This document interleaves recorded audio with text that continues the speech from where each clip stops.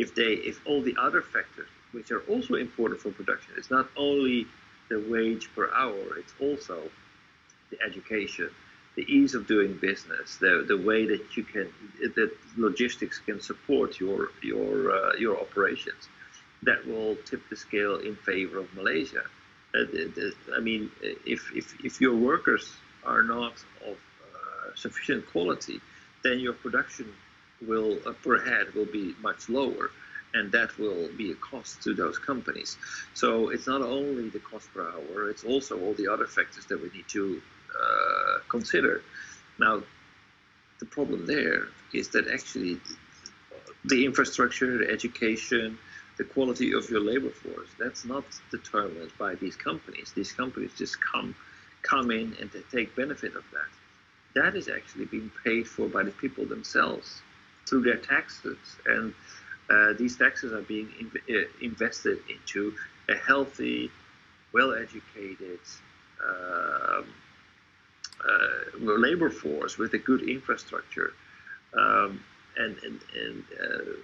company like Malaysia needs to invest in this infrastructure.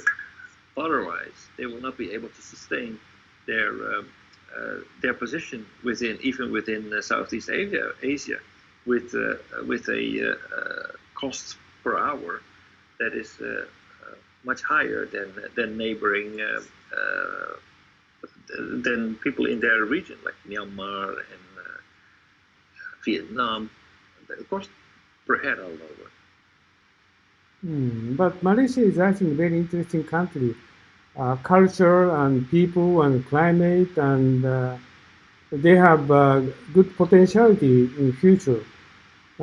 Its difficulty is what kind of, just what like you said, the infrastructure, or what kind of industry they're going to make investment.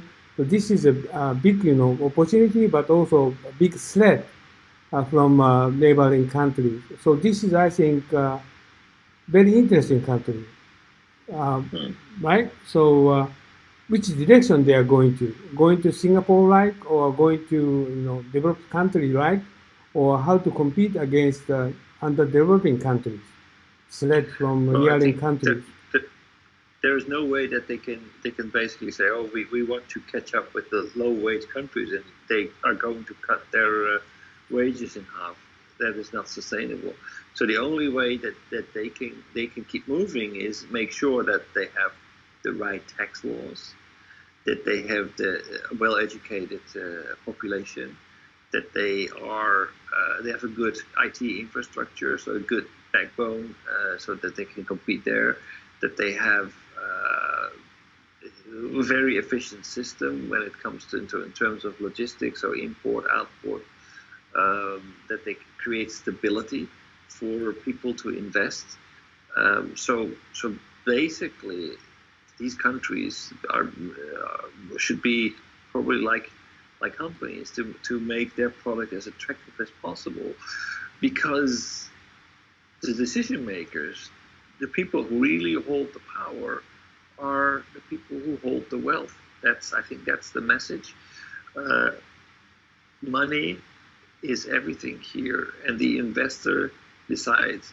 And if they don't like your country, they will move their money to somewhere else. Yeah, Malaysia is, I think, their location is very good position, and not like India, right? And Mm. also the Yuba is Indian origin, so she can use the Indian people. And currently, she is focused on IT. This is right answer, and Malaysia is they can be core position for IT development. Singapore is too expensive to hire for IT engineers, Mm. so still Malaysia has a big opportunity for development center for IT technology, for advanced technology. Yes, Singapore is more expensive than Japan, probably. Yeah, of course. So Kimoto focus on Japan and India. I think good positioning for to operate business in Malaysia, Mm. right? Right. And just you said inviting factory. I don't think so. factory had better moving to the Bangladesh and Vietnam. It's much more profitable. Well, if but that okay, but then sure, in terms of the price per head. But how about the productivity of Vietnamese labor versus the productivity of Malaysia? How about education levels? How about the uncertainty of doing business in a country that is not a full-grown democracy? How about all the like import and export restrictions and intricacies? Those are also things that you need to consider. Yeah, Malaysia is not so big population. If you're going to consider for uh, Borneo, maybe capable. But depending what kind of industry they are going to focusing on. Agriculture, I agree with it. But manufacturing for like automobile, no, I don't agree with it. Hmm. Depends on.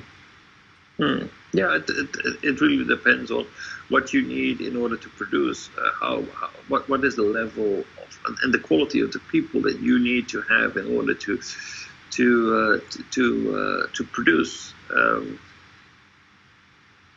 I'm quite sure that of the Japanese companies who outsource their operations to outside of Japan, that they don't get the same productivity of their workers as they would get if they would keep their operations inside Japan.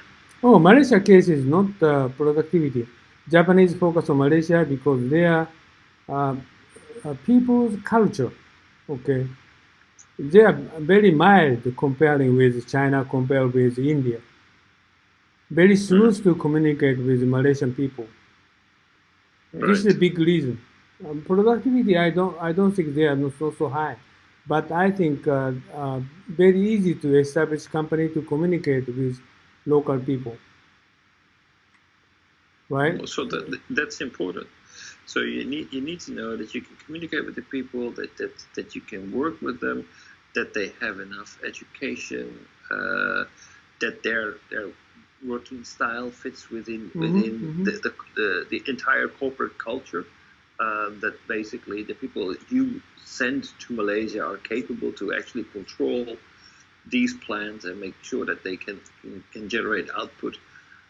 These are all factors that you need to weigh in because even though the wage per hour may be twice as high, um, if you go to a country like Bangladesh, you have a lot more issues in terms of education, infrastructure, logistics, and things like that. That's much better developed in a country like Malaysia, and that represents value. Mm. So all these countries, as they are climbing up the ladder and they're becoming global players, But they start out. currently Malaysian problem is uh, uh, price, real estate price, everything is uh, increasing rapidly. Right, My friend live in Johor, but their price is double up compared past 3 4 years. Double up. right. Yeah, but I think that is normal. That will help. That will happen everywhere. If basically, these countries will start out as a low cost place where you can go and get the lowest price per hour. But as they are actually start to employ more and more people, tax revenue starts to come in, hopefully, and then it's up to the governments of these countries to heavily invest in their infrastructure, in their health care, in their education system in order to keep up with the growing wealth of their people and to make sure that companies stay there and not go to other countries. So the whole dynamic changes because it's inevitable that wages will rise in these developing countries. So in order to keep up with these rising wages, they need to bring more and more additional benefits to the table in order to maintain to stay attractive for foreign direct investment. Mm. Yeah. So now what we see in Africa, for example, is that probably the cost per hour is really low, but infrastructure is poor. Education is not on par with other parts of the world. There's high uncertainty in terms of political stability, so that will scare companies to actually set up their production in Africa. And until they got that under control, Africa is not really a threat to Southeast Asia.